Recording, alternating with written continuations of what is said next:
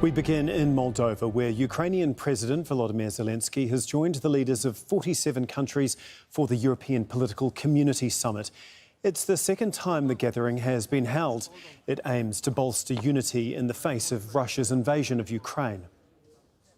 I think what is very important, our future in EU, and Ukraine is ready to be in NATO. We are waiting when NATO will be ready to host and to have Ukraine. And I think security guarantees are very important, not only for Ukraine, for our neighbors, for Moldova, because of the Russia and of their aggression in Ukraine and potential aggression for other part of Europe.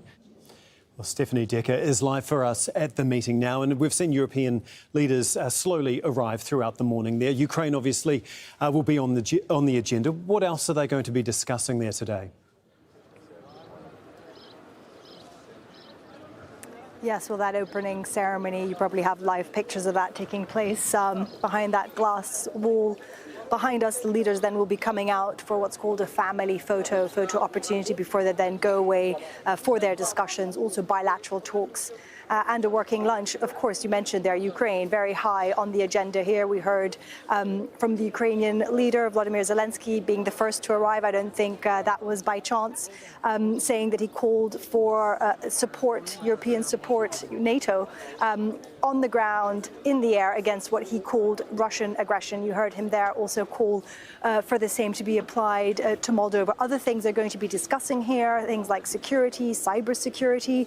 We also heard from the host, Moldova's president, Maia Sandu, as she opened the conference, saying that also things like climate change and energy, these kinds of topics of discussion. So it's a very broad table of topics, if you will. Of course, Ukraine right up there, but you do have a vast array of European power here for the next couple of hours in this castle, in this vineyard, which actually was interesting.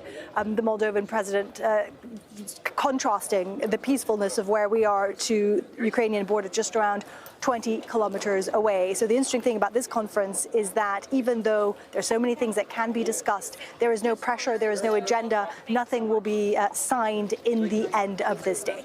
And just how difficult has it been to, I guess, arrange this meeting, especially given that it is so close to Ukraine?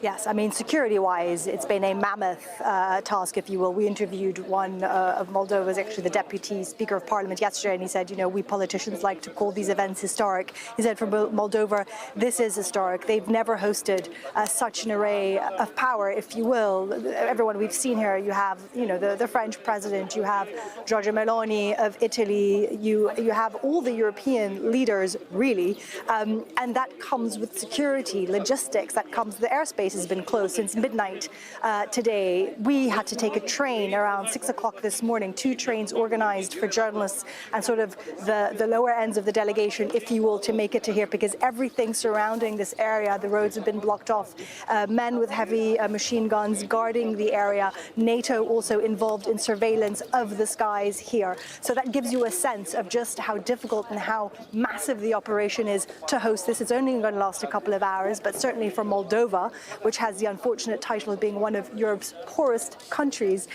it is quite a feat to have pulled this off. And they're also very ambitious, if you will, to try and show the leaders here that they have made the reforms necessary to join the EU, which of course is also a demand of Ukraine. So all these issues up for discussion, but certainly the message from the government here is that they can host all of these safely and that it should be a positive step towards gaining that EU membership.